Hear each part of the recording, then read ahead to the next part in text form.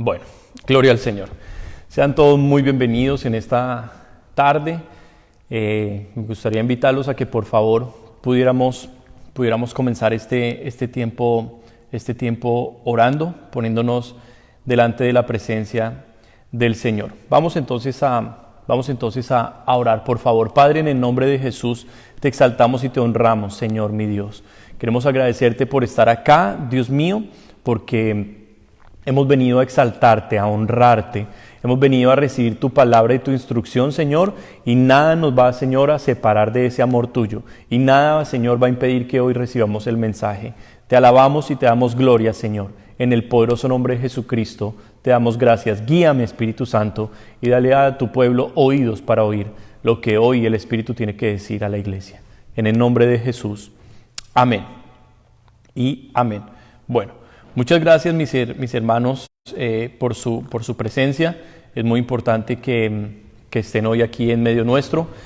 Vamos a comenzar esta palabra del día de hoy. Hoy voy a estar hablando acerca de la luz y voy a estar hablando acerca de las tinieblas. Es el mensaje que Dios puso en mi corazón. Y para comenzar entonces vamos a abrir nuestras Biblias por favor en el libro de Juan, capítulo 8 y versículo 12. Vamos a hacer un poco de enseñanza y después de enseñanza vamos a ir a la predicación. Primero enseño y después entonces comienzo con la predicación. Muy bien, gloria al Señor. Juan capítulo 8 versículo 12. Dice la palabra de Dios: otra vez Jesús les habló diciendo: yo soy la luz del mundo. El que me sigue no andará en tinieblas, sino que tendrá la luz de la vida. Amén. El título en mi Biblia es Jesús, la luz del mundo. Y cuando nosotros hablamos de luz, hablamos de día. Cuando nosotros hablamos de luz, cuando nosotros hablamos de luz, nosotros hablamos acerca de claridad, entendimiento, conocimiento, seguridad, firmeza. Cuando hablamos de día, lo opuesto al día es la noche. Lo opuesto a la luz son las tinieblas, la oscuridad. Lo opuesto al conocimiento es la ignorancia. Lo opuesto a la seguridad es la inseguridad. Lo opuesto a la certeza es el desasiego, el estar confundidos. Así es que bueno, me gustaría poderlos introducir hoy en lo que nosotros vamos a hablar. Vamos a aclarar a través de la palabra de Dios conceptos acerca de lo que es la luz de Cristo, la luz de Dios cuando resplandece en una vida, y acerca de lo que son las tinieblas, cómo las tinieblas afectan una vida. Entonces, me gustaría que por favor me prestaran atención a esta parte que voy a enseñar sobre las tinieblas. Estuve investigando en el glosario de términos bíblicos griegos y hebreos, y la palabra tinieblas que encontré en el Antiguo Testamento en el hebreo es la palabra hoshek. Y esta palabra se utilizó principalmente en textos proféticos en el Antiguo Testamento para describir sobre todo los términos de lo que es el juicio de Dios, Y la sola mención de tinieblas nos da una imagen a nosotros de temor y de miedo. De hecho, la novena plaga o juicio que Dios desató sobre Egipto cuando estaba rescatando a su pueblo de Israel fue la plaga de las tinieblas. Y sabemos que la última plaga, que fue la muerte de los primogénitos, fue el golpe rotundo que realmente derribó el orgullo y que produjo la liberación del pueblo de Dios. Entonces, antes de un evento muy fuerte, pueden venir momentos de tinieblas.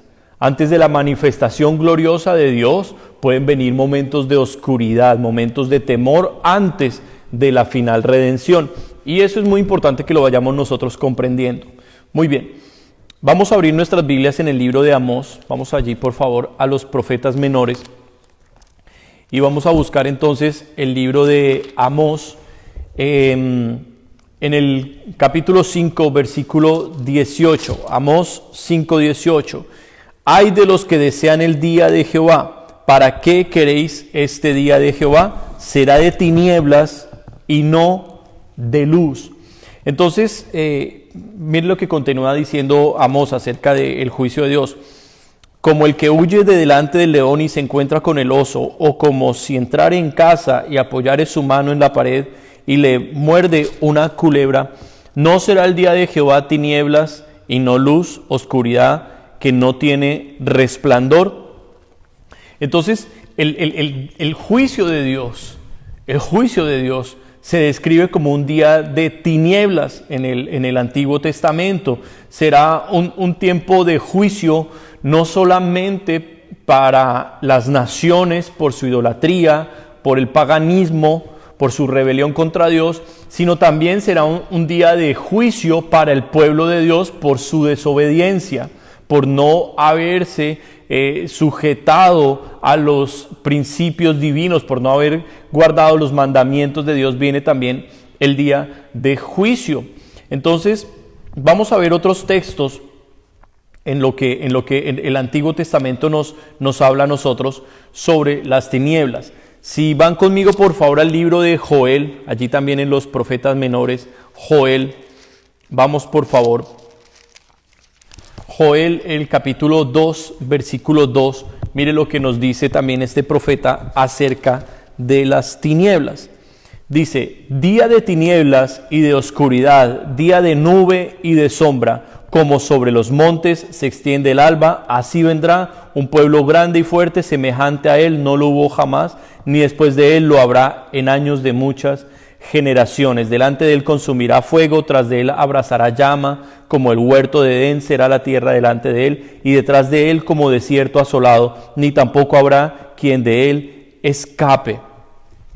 Entonces, las tinieblas, estamos viendo que Dios las utilizó mucho, esta palabra, para describir realmente su juicio, cómo sería su juicio. Pero cuando nosotros hablamos en términos de juicio, estamos hablando lo que Dios utiliza para castigar a la humanidad, sea su pueblo o no sea su pueblo, las naciones en general. Y estamos hablando momentos de angustia, momentos de sufrimiento. Si abrimos nuestras Biblias en Isaías, vamos a Isaías, por favor, en el capítulo 5 de Isaías, vamos a buscar el versículo 30, Isaías 5:30.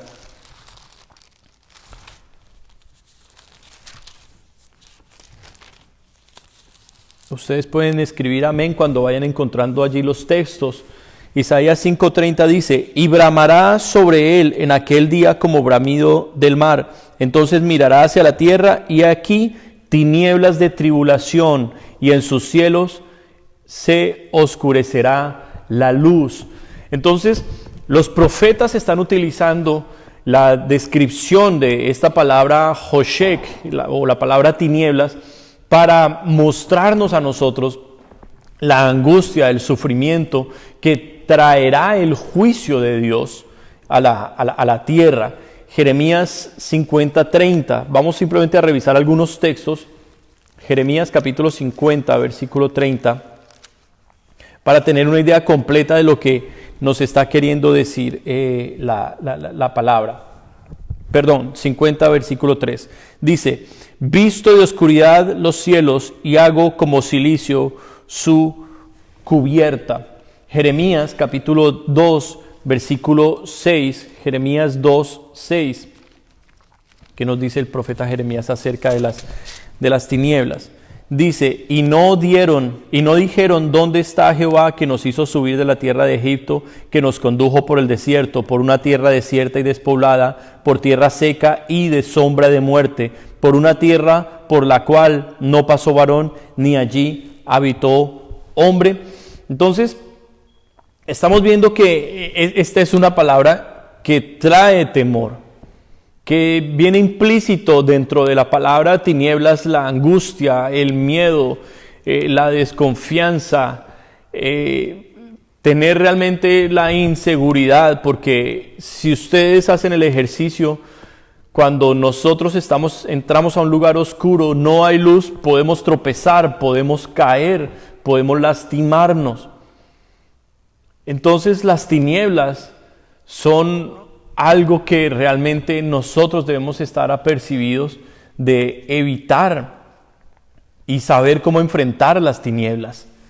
Ahora, en el profeta Joel, y esto es para responder un poco a algunas preguntas que me han hecho antes, en el profeta Joel, si ustedes buscan conmigo Joel capítulo 2, regresamos allí por favor.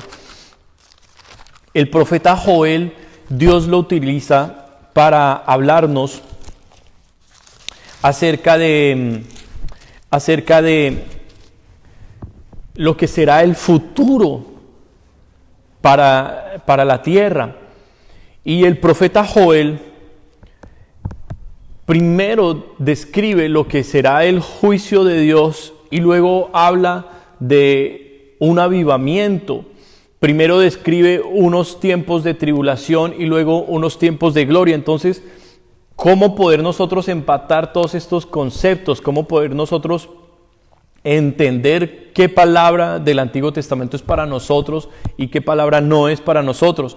Mire lo que dice Joel capítulo 2, versículo 2. Dice: día de tinieblas y de oscuridad, día de nube y de sombra, como sobre los montes se extiende el alba, así vendrá un pueblo grande y fuerte.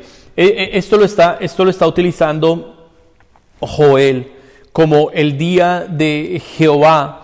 Dice el versículo 1, tocad trompeta en Sión y dad alarma en mi santo nombre. Tiemblen todos los moradores de la tierra, porque viene el día de Jehová, porque está cercano. Entonces el profeta Joel está hablando de juicios en su contexto sobre Israel, pero de pronto salta el profeta ya en el espíritu de la profecía, salta los tiempos, salta el espacio y comienza a profetizar sobre el futuro, pero no un futuro cercano, sino un futuro lejano, hablando de los últimos tiempos. Entonces dice en el versículo 28, mire lo que dice el versículo 28, después de los juicios, dice: y después de esto, derramaré mi espíritu sobre toda carne, y profetizarán vuestros hijos y vuestras hijas, vuestros ancianos soñarán sueños, y vuestros jóvenes verán visiones. Y también sobre los siervos y sobre las siervas derramaré mi espíritu en aquellos días, y daré prodigios en el cielo y en la tierra, sangre y fuego, columnas de humo. El sol se convertirá en tinieblas y la luna en sangre, antes que venga el día grande y espantoso de Jehová. Entonces, el profeta ahora nos está diciendo que el juicio de aquel tiempo para Israel era apenas un ejemplo de lo que va a suceder en el futuro. Y junto con el juicio, con las tinieblas, con la angustia, con el temor, con la persecución, junto con eso viene un momento de gran redención para el pueblo de Dios y un derramamiento del Espíritu Santo como nunca antes lo había habido.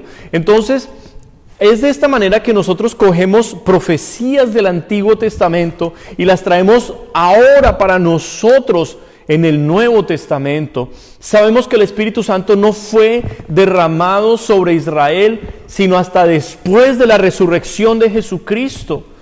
Y específicamente allí comienza a hablarnos del libro de los Hechos de los Apóstoles, en el capítulo 2, cuando viene el día de Pentecostés, pero de ese día se traslada a nosotros 2000 años después. Estando bajo el mismo pacto de la gracia, bajo el mismo Espíritu Santo que vino un día sobre la tierra, y les tengo noticias, el Espíritu Santo dice la palabra que descendió sobre todos los 120, pero nunca la Biblia nos dice que volvió a subir el Espíritu Santo. El Espíritu Santo aún está con nosotros para acercarnos a la luz de Cristo, para romper las tinieblas, la angustia, la muerte, todo lo que está haciendo que la humanidad perezca. Entonces, esto para responder un poco cómo traer promesas, profecías del Antiguo Testamento a nuestros días. Y para que entendamos, como lo hablé en el estudio bíblico el día viernes, que toda la Escritura Escritura es inspirada por Dios. Toda la Escritura. Cualquier palabra de este libro, sea del Antiguo Testamento o del Nuevo Testamento, es importante para mi vida porque me va a enseñar algo de Dios. Y no sé cuántos pueden escribir ahí un fuerte amén. Entonces miren, en la primera venida de Cristo, había momentos de angustia, había momentos de dolor, había momentos de sufrimiento. La primera venida de Cristo estuvo rodeada por grandes tinieblas, y es así como lo describe el apóstol Mateo. Si ustedes abren sus Biblias en Mateo capítulo 24, versículo 29, Mateo 24, 29, mire cómo describe Mateo las tinieblas. Dice Mateo 24, 29, e inmediatamente después de la tribulación de aquellos días, el sol se oscurecerá y la luna no dará su resplandor y las estrellas caerán del cielo y las potencias del cielo serán conmovidas. Mateo simplemente está tomando las profecías de Ezequiel, las profecías de Isaías, las profecías de Joel, y nos está diciendo Mateo, en los últimos tiempos, las señales antes del fin, porque son palabras de Jesús, son palabras que Mateo, su apóstol, tomó de Jesús y escribió.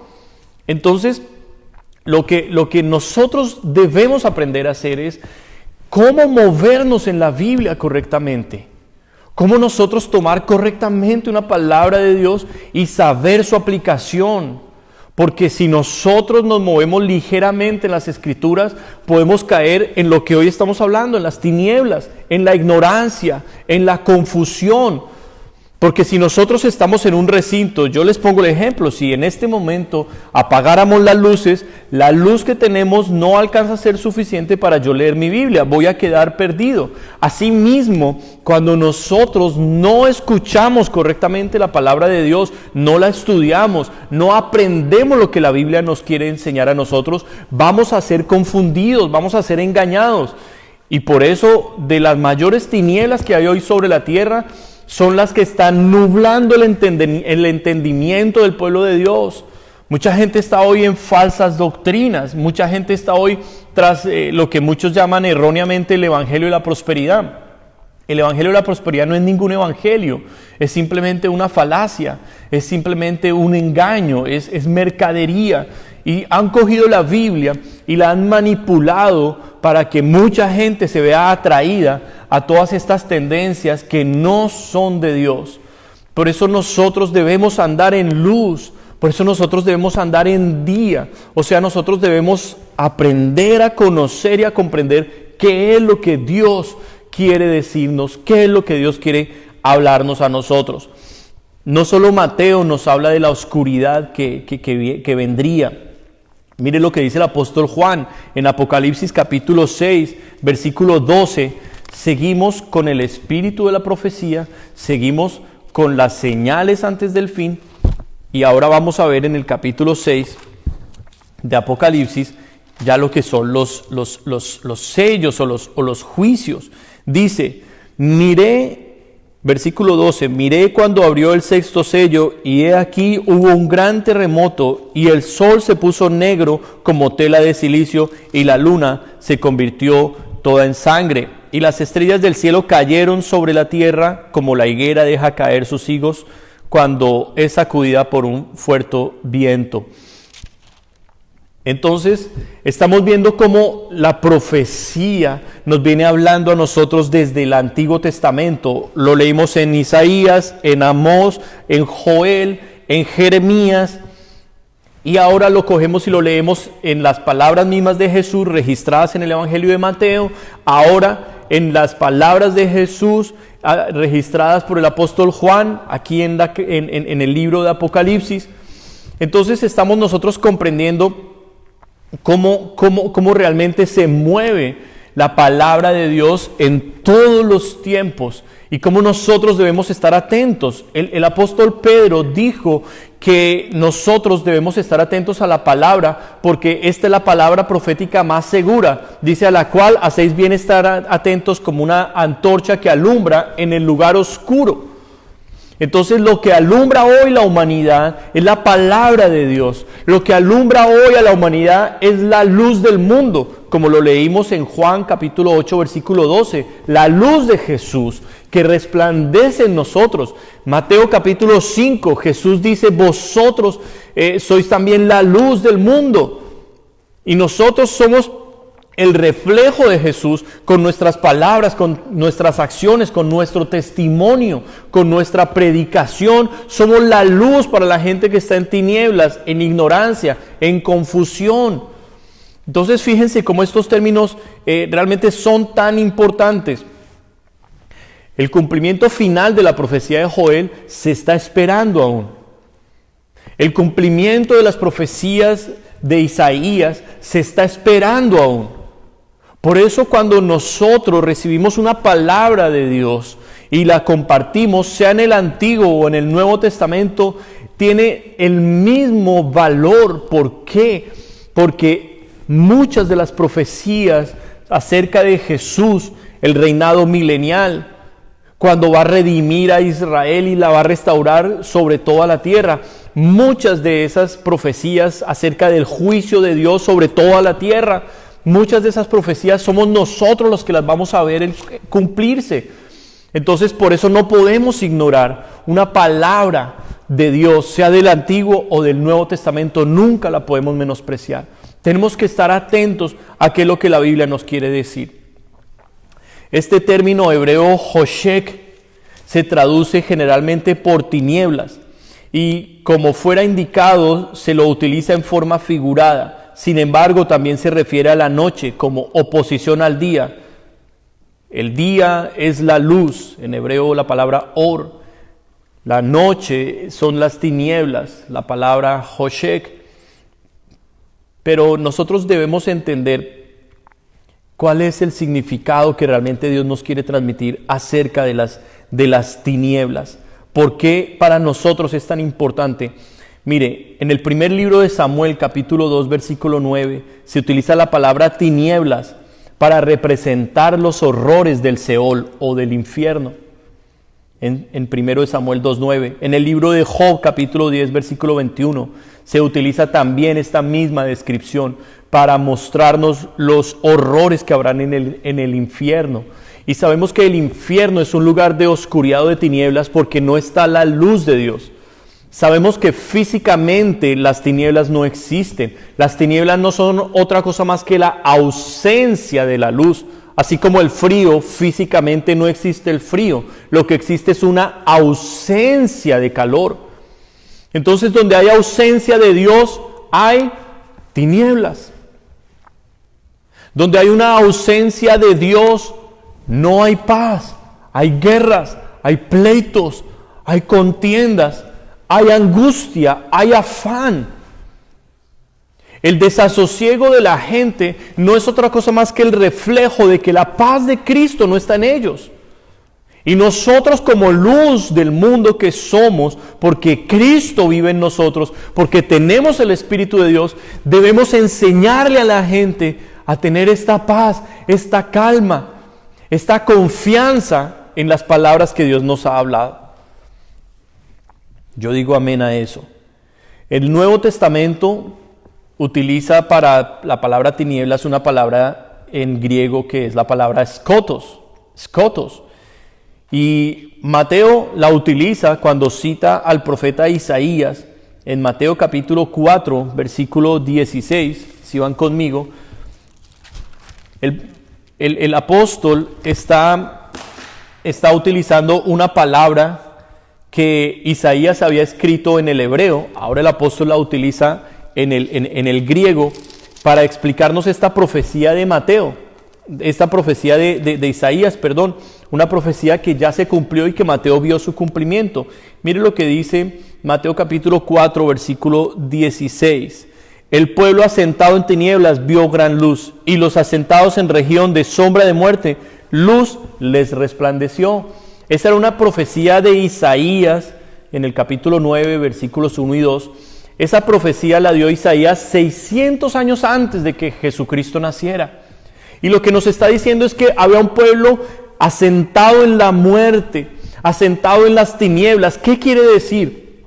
Que ninguno de ellos tenía un propósito definido en su vida, que ninguno de ellos había alcanzado salvación, porque su pecado había oscurecido sus vidas. El pecado había ocultado cualquier rastro de amor o de misericordia de Dios en sus corazones, y todos ellos habían perecido, habían ido al lugar de los muertos, porque la luz de Dios, la luz del Evangelio, la luz de Cristo jamás les resplandeció. Pero Mateo está diciendo a esta región, Galilea de los gentiles, a ellos la parte más terrible, más impía del pueblo de Israel era Galilea. Eran reconocidos por eso. Y a esa región tan terrible, la mayor luz, la luz de Cristo les fue regalada, les fue dada, para que ellos a la luz pudieran ver sus obras que eran malas y pudieran alcanzar la misericordia y el perdón de Dios. Si tú tienes un espejo en casa y quieres arreglar tu apariencia, mirar tu cara cómo estás, ese espejo no funciona a menos de que tú prendas la luz. Asimismo, la Biblia, dice Santiago, en el capítulo 1 de Santiago, dice que la Biblia es el espejo para nosotros. Cuando nosotros leemos la Biblia, miramos nuestros errores y defectos, pero solo si la luz de Cristo está con nosotros, solo si la luz de Cristo alumbra en nosotros, vamos a poder entender lo que el espejo o la Biblia nos quiere decir. Si nosotros tenemos ausencia del Espíritu de Dios, si tenemos ausencia del Espíritu Santo, la Biblia no va a ser más que un libro muerto, no van a ser más que letras. Hoy yo digo con tristeza, muchos pastores, muchísimos teólogos se han dedicado a estudiar la Biblia, pero a estudiar su letra sin el Espíritu Santo. Y por eso vemos que sus vidas no reflejan la luz, el poder, el amor, las manifestaciones de gloria de Dios. Son simplemente palabras, pero no hay poder en ellas. Pero cuando el Espíritu Santo te enseña lo que dice la Biblia, sales de la oscuridad, sales de las tinieblas y vienes a conocer realmente a Dios. Porque nosotros no queremos simplemente ser teólogos y expertos en la letra. Lo que nosotros queremos es tener una relación correcta con Dios, una relación bíblica con Dios. ¿Es eso lo único que salva? ¿Es eso lo único que cambia y que transforma? Mira, personas como yo, yo anduve la mayor parte de mi tiempo, de mi vida perdido en pecados, y los que me conocieron sabían que yo era una persona terrible, terrible, que no tenía límites para la maldad. Hice cosas de las cuales yo me sigo humillando y le sigo pidiendo perdón a Dios. Pero cuando la luz de Cristo vino a mí, Él me enseñó a través de su palabra lo que yo debía hacer, cómo yo debía comportarme, cómo yo debía hablar, cómo yo debía pensar. La luz del Espíritu de Dios entró en mi corazón y transformó mi interior, que antes estaba en tinieblas. Y eso solo sucede cuando el hombre decide acercarse a Dios, no a una religión. Acercarse a Dios a través de su palabra, a través de una común unión, a través de la oración, a través del ayuno, del arrepentimiento, del cambio. Únicamente así podremos nosotros ser luz para otros. De lo contrario, nosotros vamos a ser un tropiezo para los demás. Jesús dijo que un ciego no puede guiar a otro ciego, porque ambos caerían en el hoyo. ¿Qué es lo que les falta a los dos ciegos? La vista. ¿Y qué pasa si no tienen vista? No ven, no hay luz en sus vidas, no saben a dónde van. Asimismo, la luz que es Cristo es el que abre nuestros ojos y nos muestra el camino que debemos seguir. Y yo te digo algo, el camino no es un camino nuevo, es un camino antiguo, fundado por los profetas y los apóstoles. Y ese camino tiene un nombre, y su nombre es Jesús de Nazaret. Y es el camino que tú y yo debemos caminar. Es un camino angosto, es un camino de luz en el cual vemos continuamente nuestros errores y nuestros defectos y venimos delante de Dios a que quite esas cosas de nuestra vida. Cuando nosotros caminamos el camino ancho, no tenemos la luz de Dios. No nos importan nuestros errores, nuestros defectos. Creemos que Dios está con nosotros. Pero te digo algo, el creer no es suficiente si tú no haces. Tú puedes creer muchas cosas, pero si eso que tú crees no ha transformado tu vida, significa que tu fe es una fe muerta. Y eso te lo va a decir Santiago. Es una fe muerta. Por eso la Biblia es la luz que tú y yo necesitamos. Hoy yo soy consciente que este mensaje no es tan fácil de comprender por muchos de ustedes. ¿Por qué razón? Porque muchos de ustedes no pasan mucho tiempo en la luz que es la Biblia. Muchos de ustedes no escudriñan las Escrituras. Juan 5:39, Jesús dejó el mandamiento, escudriñad las Escrituras, porque a vosotros os parece que en ellas está la vida eterna, y ellas son las que dan testimonio de mí. ¿Qué testimonio das de Jesús si no lees la Biblia? Estás dando el testimonio del Jesús que te has inventado en tu mente, del Jesús que tú crees que es Él, pero no del Jesús de la Biblia, de los Evangelios.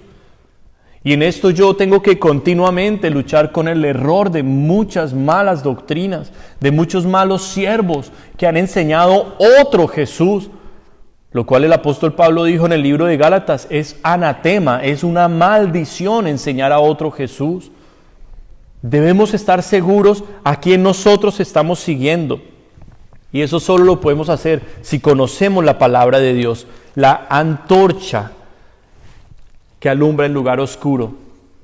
La palabra nos dice en el libro de Salmos 119, versículo 105, nos dice que lámpara es a mis pies tu palabra y lumbrera a mi camino.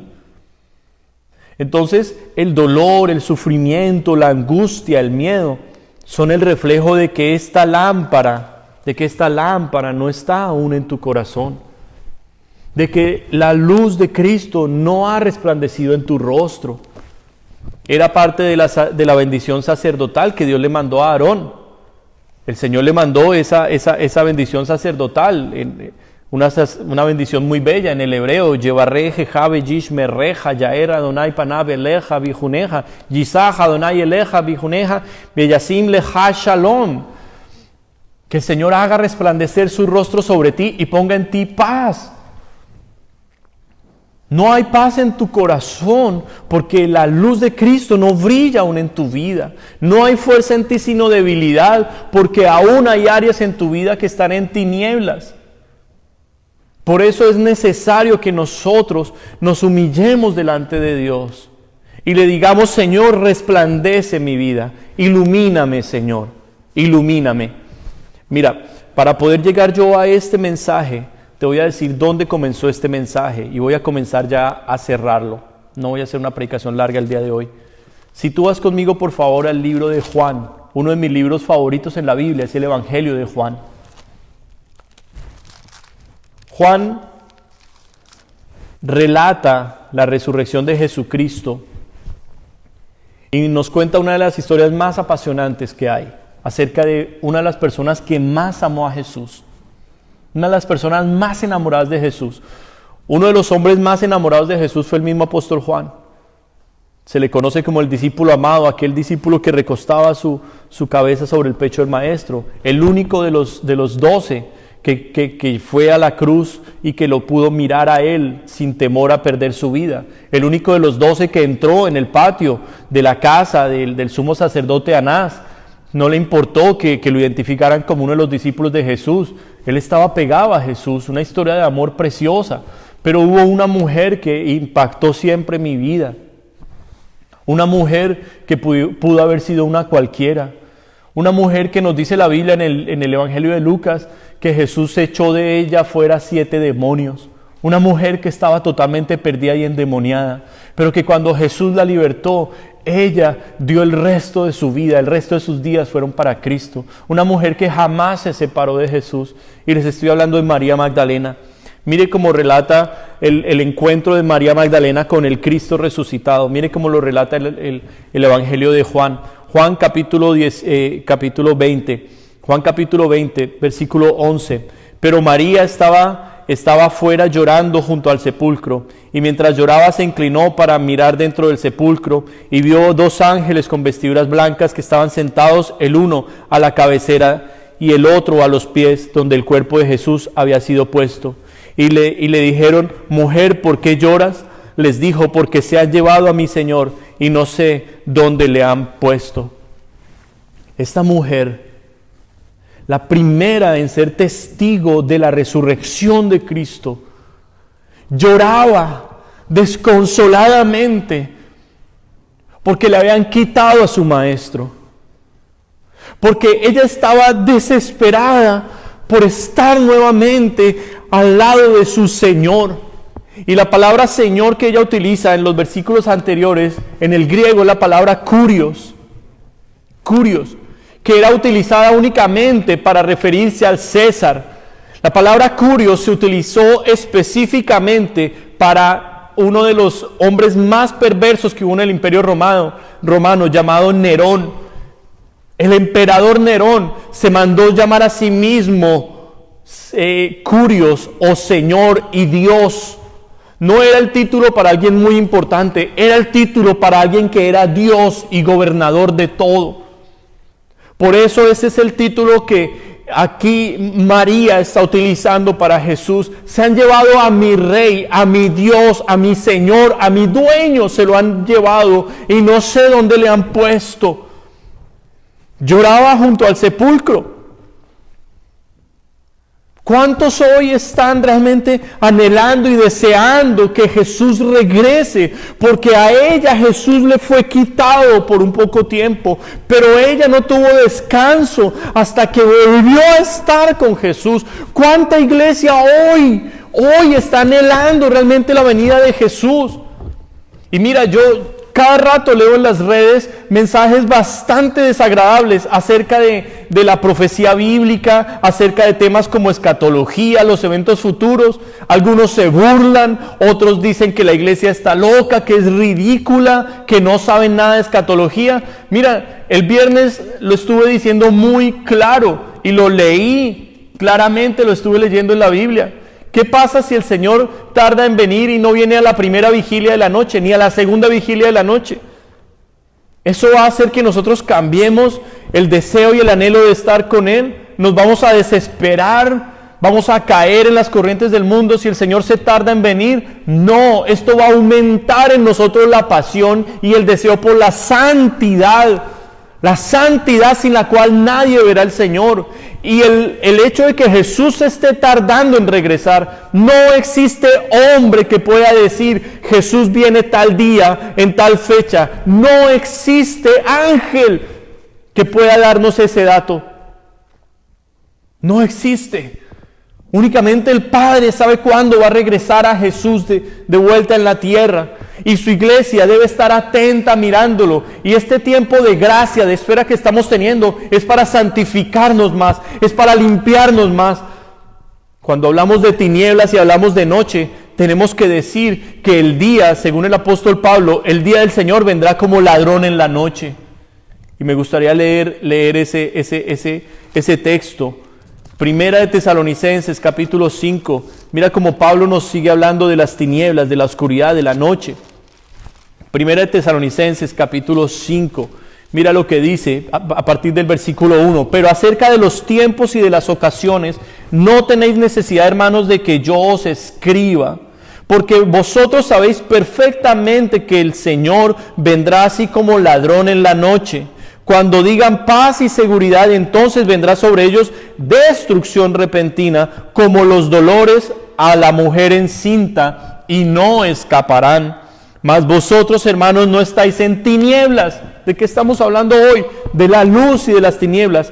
Mas vosotros, hermanos, no estáis en tinieblas, para que aquel día os sorprenda como ladrón. Porque todos vosotros sois hijos de luz e hijos del día. No somos de la noche ni de las tinieblas. Por tanto, no durmamos como los demás, sino velemos y seamos sobrios. Pues los que duermen de noche duermen, y los que se embriagan de noche se embriagan.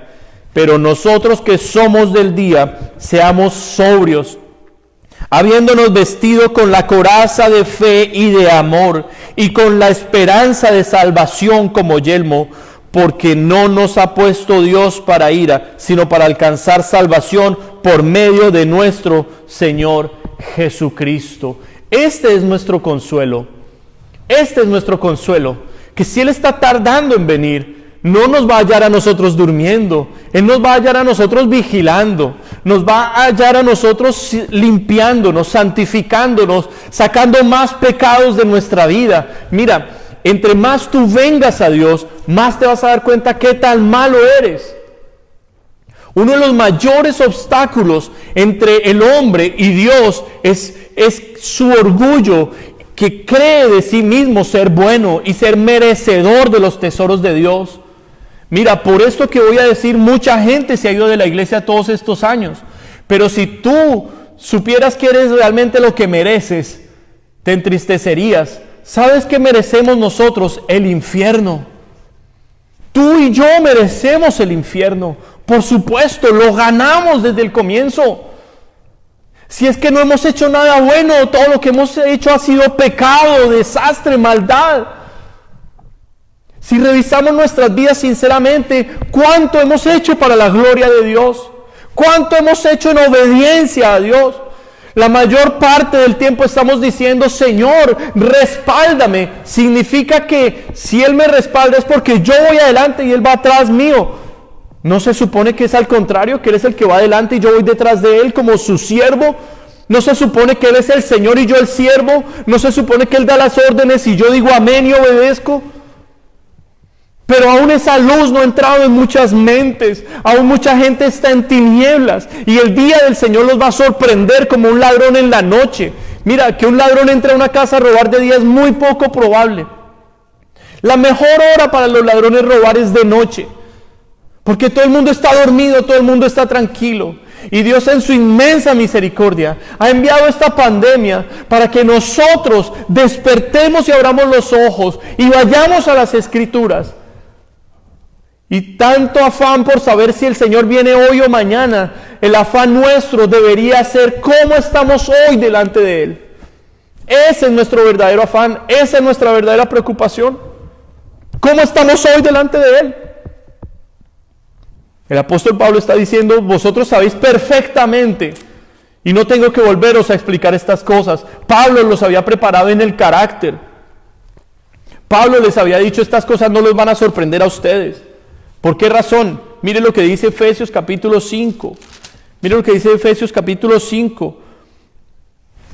Versículo 8 dice, porque en otro tiempo erais tinieblas, mas ahora sois luz en el Señor. Andad como hijos de luz.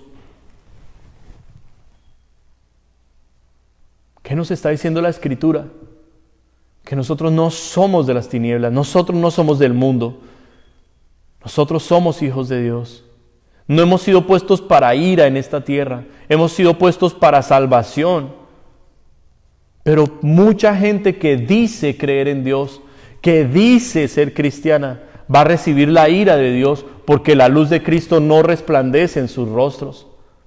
La luz de Dios no está en su interior. Por eso, la luz que irradian a los demás es una luz extraña, es una luz grisácea, oscura, fea.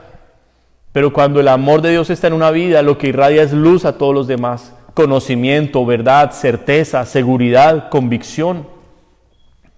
Las Escrituras, mis hermanos, las Escrituras. Dice aquí el apóstol Pablo cómo se comporta un hijo de luz. Versículo 1, sed pues imitadores de Dios como hijos amados, y andad en amor como también Cristo nos amó y se entregó a sí mismo por nosotros, ofrenda y sacrificio a Dios en olor fragante. Pero fornicación y toda inmundicia o avaricia, ¿qué nos está diciendo el apóstol Pablo?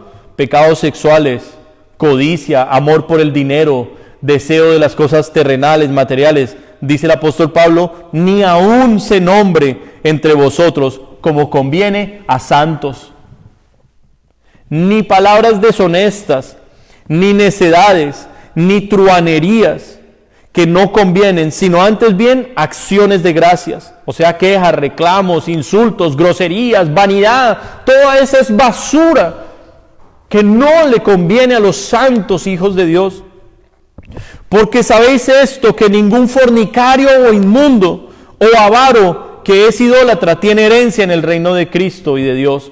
Nadie os engañe con palabras vanas, porque por estas cosas viene la ira de Dios sobre los hijos de desobediencia. No seáis pues participantes con ellos, porque en otro tiempo erais tinieblas, mas ahora sois luz en el Señor, andad como hijos de luz.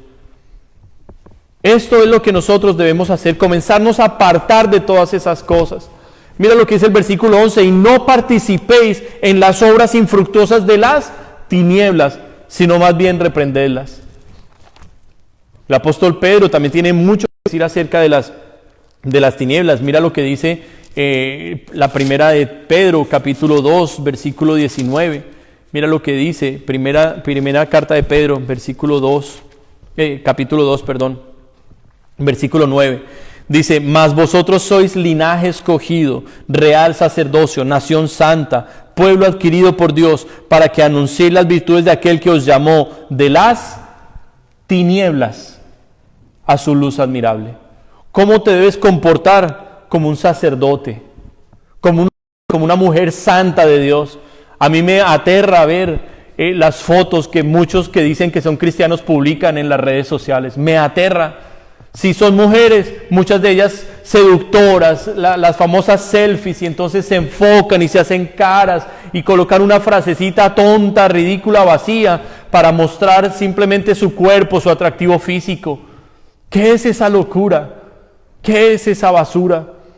Eso no es de un hijo de Dios. Somos reyes, somos sacerdotes, somos gente especial para Dios, pero debemos entender este principio. Fuimos sacados de las tinieblas y trasladados a la luz. ¿Qué significa? Que todo lo que tú hacías en el mundo, hoy tú lo debes aborrecer. En el mundo eras tramposo, hoy eres una persona de palabra cumplida. En el mundo tú eras mentiroso, hoy eres una persona honesta, transparente. En el mundo te engañaba, te gustaba engañar a otros, hoy tú eres una persona en la que se puede confiar. En el mundo tú eras seductor, te encantaban las relaciones sexuales con mucha gente, y una y otra y otra y otra. No, hoy en Dios somos santos para el Señor. Y hoy yo te pregunto, como pueblo de Dios, ¿qué estás persiguiendo tú? ¿Las cosas que persigue el resto del mundo? ¿O estás persiguiendo a Cristo? Termino en el Evangelio de Juan, en el capítulo 20, con esta mujer que les dije que me impacta su amor y su pasión por Dios. Y yo les digo algo, a mí no me impactan mucho los teólogos. Yo también he estudiado y he leído para la gloria de Dios. No me dejo meter los dedos a la boca fácilmente. No me impacta un teólogo, no me impacta un profeta, no me impacta un apóstol con sus profecías y sus visiones y sus cosas. No me impacta una mega iglesia con cientos y miles de personas. No me impacta eso. ¿Sabes qué me impacta? Me impacta una persona enamorada de Dios. Sí, mis hermanos. Increíblemente en esta cuarentena he estado alimentándome muchísimo con la palabra que Dios ha dado a jóvenes que no han ido tal vez a un seminario bíblico y teológico, jóvenes que no tienen títulos, pero ¿sabes qué? Jóvenes que se han enamorado de Dios y el Espíritu Santo está hablando a través de ellos. ¿Sí? Y si alguno de esos jóvenes ve esta predicación, dele gloria a Dios y sienta que es una gran responsabilidad predicar y hablar en nombre de Dios. Es una gran responsabilidad. Yo daré cuentas delante de Jesucristo de todo lo que hablé en su nombre, y eso me produce temor. Me produce temor, porque la Biblia me dice que el juez que yo voy a enfrentar, Cristo, es un juez que tiene ojos como llama de fuego. Es un juez que conoce absolutamente todo y que es santo, que es puro, y que me va a juzgar por las cosas que hice, las buenas y las malas. Por eso este es el tiempo más que nunca de venir a la luz de Cristo, a la luz de la palabra de Dios. Si tú has dejado tu Biblia escondida, tu Biblia apartada, hoy más que nunca regresa a la Biblia. Regresa a la Biblia. Si tú no vienes en este tiempo a la Biblia, tú vas a caer engañado en una falsa doctrina, en una herejía de esas locuras que hoy hay en el mundo por montones, por montones. Gente prometiéndole salvación a través de Cristo, como si Cristo fuera un reloj que tú puedes comprar y ponértelo y lucírselo a todo el mundo. Cuando tú dices que crees en Cristo, la Biblia dice que no es simplemente que lo confiesas como Señor, sino que lo crees en el corazón. ¿Qué significa? Que tu vida es transformada. Muchos dicen que son cristianos de palabras, pero sus hechos dicen que son más mundanos. Tú necesitas definirte porque es tu salvación la que está en juego. Y hoy Cristo te está resplandeciendo con la luz de esta palabra. Hoy la luz del Evangelio está resplandeciendo sobre ti para que te arrepientas de las obras malas que estás haciendo.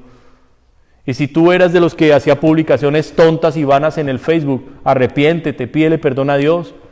¿Para qué estás mostrando tanto tus fotos, tu cara, tu cuerpo? ¿Qué es lo que te interesa vender? ¿Qué te interesa vender? Si estuvieras en una silla de ruedas, ¿publicarías esas fotos? Si estuvieras quemada o lesionada o enferma con algo en la piel, ¿pondrías esas fotos? Claro que no, claro que no. Entonces, ¿qué es lo que tú más crees que vale de ti? ¿Tu cuerpo, tu cara? ¿Qué crees que es lo que más vale de tu vida, sino tu corazón? Cristo murió por tu corazón. Cristo murió por tu alma. Y eso es lo que Él anhela. Es el tiempo de buscar a Dios como la Biblia dice que lo debemos buscar. Es el tiempo de ser luz, mis hermanos amados. Es el tiempo de resplandecer, pero con la luz de Dios, no con nuestra luz propia, porque en nosotros no hay luz propia, mis hermanos. Termino en Juan capítulo 20. Versículo 1, y quiero decirte algo, aquí fue donde empezó este mensaje. Esta semana estaba con mi esposa, teniendo nuestro devocional que tenemos por las noches. Ella y yo amamos a Dios. Mi esposa y yo no hay día que nos acostemos sin antes haber tenido un devocional, por lo menos ella y yo juntos, de haber leído la palabra, de haber discutido lo que Dios habla, lo que Dios nos dice. No estudiamos la Biblia porque seamos los pastores, estudiamos la Biblia porque amamos a Jesús. Ella y yo, mi esposa y yo, nos enamoramos de Jesús. Yo, después de que le entregué mi corazón a Jesús, jamás le he podido decir a mi esposa, te amo con todo mi corazón. Ella sabe que eso sería una mentira, porque si hay alguien a quien amo con todo mi corazón, es a Jesús de Nazaret.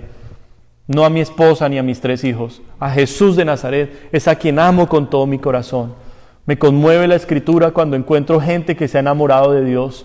Me conmueve hoy, cuando veo que un hombre se enamoró de Jesús, que una mujer se enamoró de Jesús. Eso me conmueve profundamente.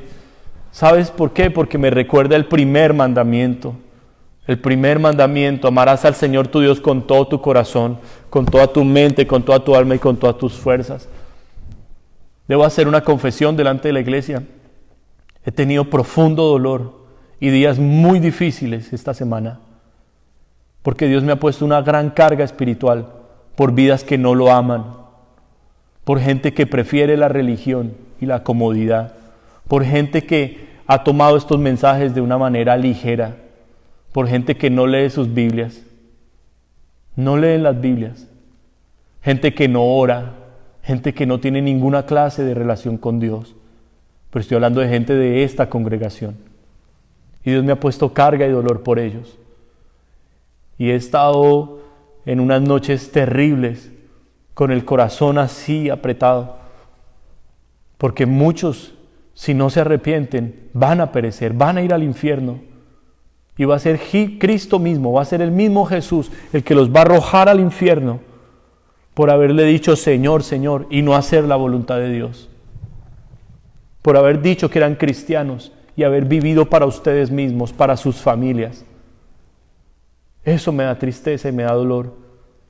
Y todo esto espero que sea una intercesión que suba delante de Dios y que muchos de ustedes puedan recapacitar, que puedan entender que Dios no está haciendo otra cosa más que teniendo misericordia de ustedes, retardando su venida para que ustedes se arrepientan, para que ustedes comiencen genuinamente, verdaderamente una relación con Dios.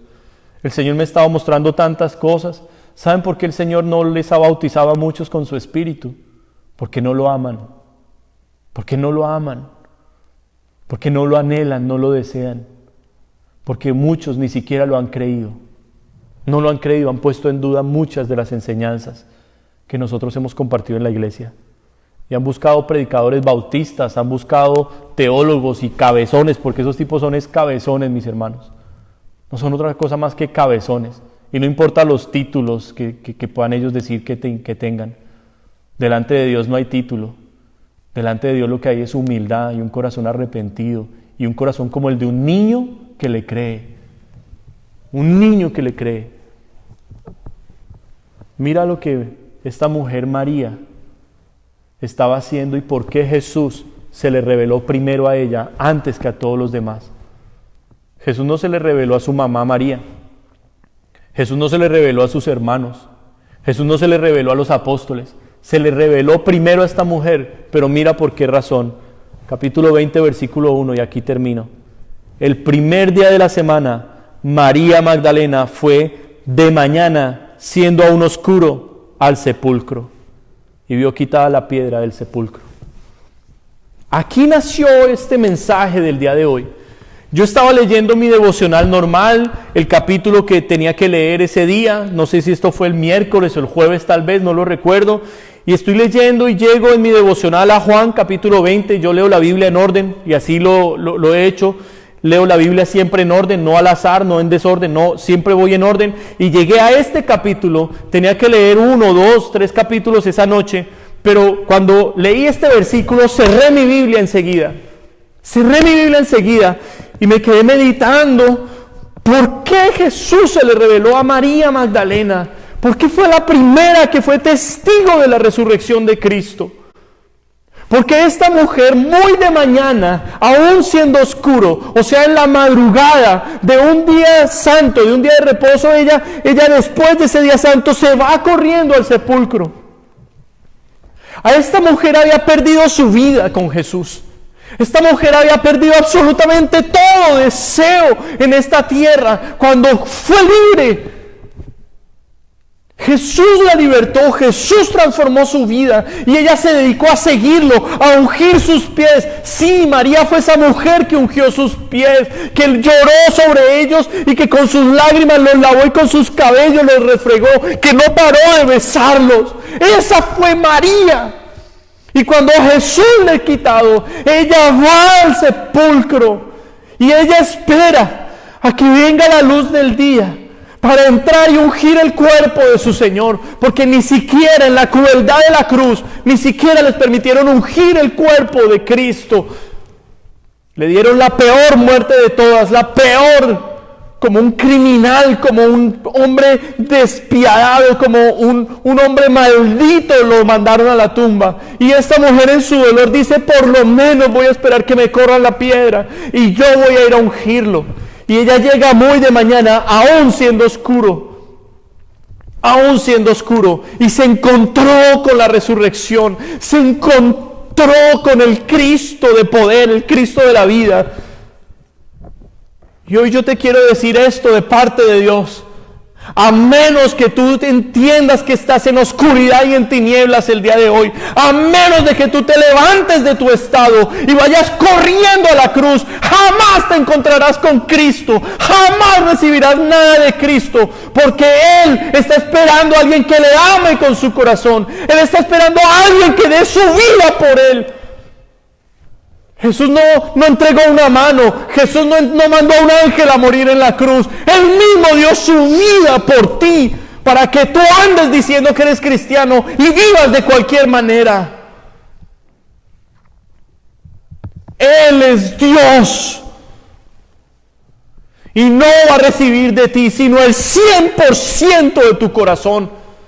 Y a menos que estés decidido a darle el 100% de tu vida a Dios, jamás verás el poder de la resurrección de Cristo obrando en tu vida. Jamás lo verás.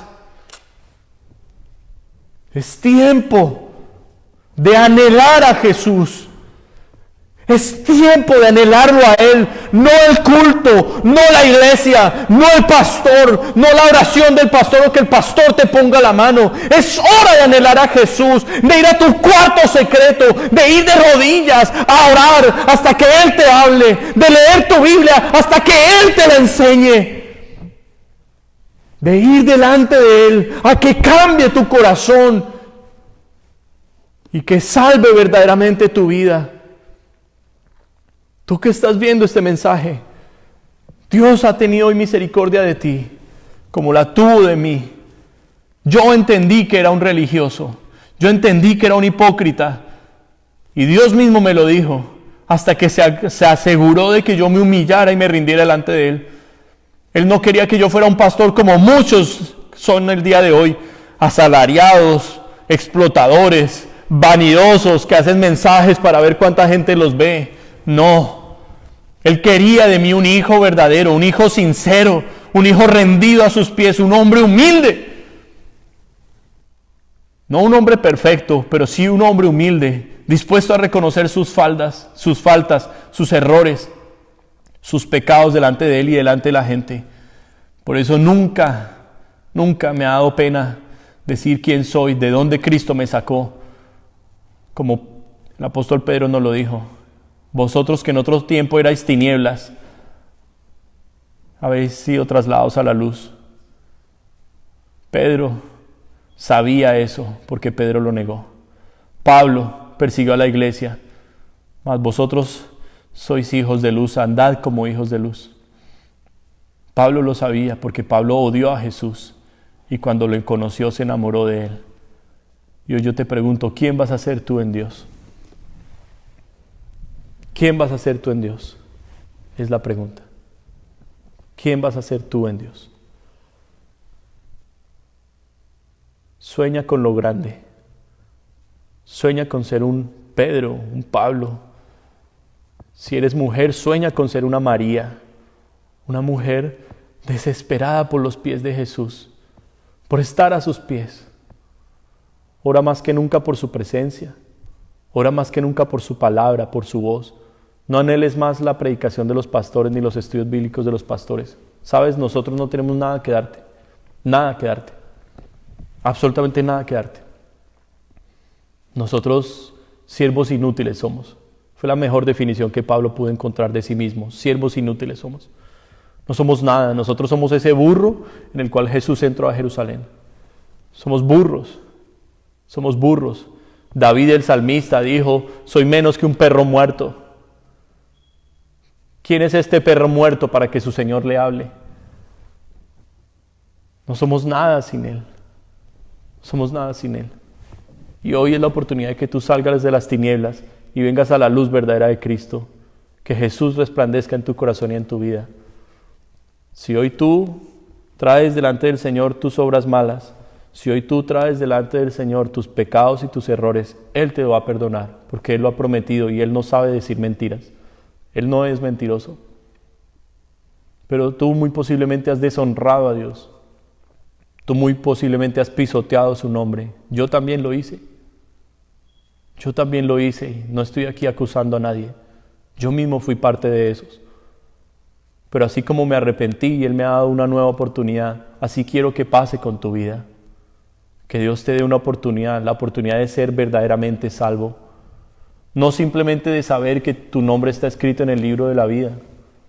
Eso es maravilloso, eso es glorioso.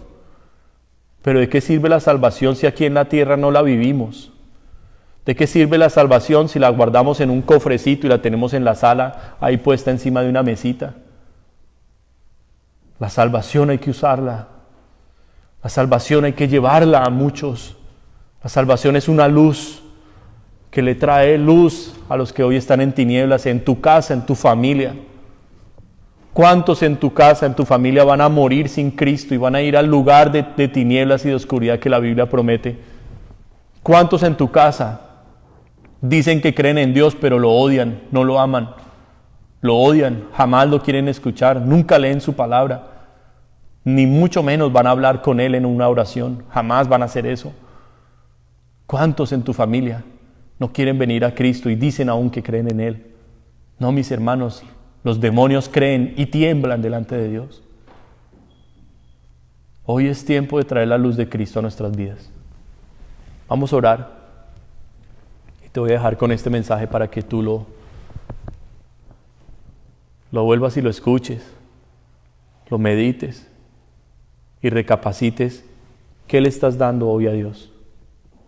¿Qué le estás dando tú a Dios? ¿Tu vida o tus obras, tus migajas? Has decidido seguir a Cristo hasta el final. Hasta el final, cueste lo que cueste. Si tú quieres en este momento unirte a esta oración, yo te invito. Primero reconoce las tinieblas en las que estás.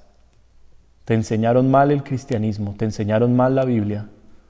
No has conocido correctamente a Dios ni a Jesús. Y puedes hoy reconocerlo y decirle: Señor, quiero reconocer mi ignorancia, las tinieblas en las que yo andaba. También quiero reconocer, Señor, lo equivocado que he estado, pero quiero conocerte. Eso se lo puedes decir tú al Señor. Vamos a orar. Padre bendito y todopoderoso, yo soy el primero en humillarme delante de ti y delante de este pueblo, Señor. Yo soy el primero, Dios. No me puedo parar aquí a acusar a nadie ni a juzgar a nadie cuando yo he sido el más pecador de todos. Yo mismo, Señor, he recibido luz, he recibido gracia, he recibido misericordia una y otra vez. Pero mi corazón, Señor, está triste porque has puesto esta carga de salvación en mi vida. Esta carga por ver a la congregación, Señor, totalmente dispersa, totalmente desentendida. Una congregación que no sabe ni para dónde va, Señor. Gente que dice que te ama, pero que sus corazones están muy lejos de ti, Señor. Gente que no lee la Biblia en la semana. Muchos que ni siquiera la leen una sola vez en toda la semana, Señor. Gente que no ora en toda la semana, no ora 10 minutos, Señor.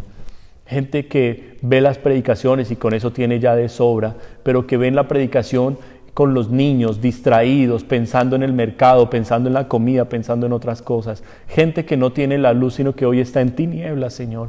Y eso me da dolor, y eso me da tristeza, Señor. Por eso te quiero rogar, Dios, que hoy tu Espíritu Santo fluya a través de este video, Señor, de esta predicación, trayendo convicción profunda de pecado. Y un deseo y un anhelo por la salvación, un deseo y un anhelo por saberse salvo. Y una vez, Señor, alcancemos el perdón de pecados, usar esta salvación para traer luz a este mundo corrompido, a este mundo perdido, Señor. Dios, qué triste ver mensajes y predicaciones, Señor, en las redes sociales, en todo lado, que hablan de Dios, pero hablan cualquier cosa. Hablan de un Dios que no es el Dios de la Biblia. Hablan burlándose de ti, Señor, burlándose de ti en muchas cosas, Dios. Padre, ten misericordia, poderoso Rey. Ten misericordia, maravilloso Dios, de todos los que hoy, Señor, te están ridiculizando, de todos los que hoy dicen ser cristianos, pero se están burlando, Señor. Ten misericordia, Dios, y derrama gracia y amor, Señor. Y hoy te pido en el nombre de Jesús que tu luz saque de las tinieblas, Señor, a la gente, Señor. Está escrito aquí en el mismo libro de Juan, en el capítulo 1, Señor, nos dice que tú eres la luz, Señor, pero nos dice que la luz en las tinieblas resplandece y las tinieblas no prevalecieron contra ella. Tu luz es más fuerte que las tinieblas, tu luz vence las tinieblas, Señor. Por eso en el nombre de Jesús oro, Señor, para que esto sea un hecho, Dios, para que se rompan cadenas en este momento, se rompan ataduras de engaño, Señor, de maldad, de impiedad que ha habido, Señor, en las vidas, de haber recibido malas enseñanzas, de haber recibido un mal evangelio o haber escuchado otro evangelio, lo cual es maldición, es anatema. Señor, liberta a tu pueblo de todo eso, del engaño de siervos corruptos, del engaño de siervos ignorantes, de siervos manipuladores, Señor. Rompe eso, Dios, trae verdad, trae poder, Señor, y levanta del polvo a tu iglesia, Señor. Límpiala y santifícala para tu venida, Jesús. Gracias, Señor, por este mensaje. Gracias por tu palabra, Señor. A ti damos toda gloria y honor en el nombre de Jesucristo. Te damos honra, Señor. Amén y amén. Les amamos mucho. Dios les bendiga, mis hermanos.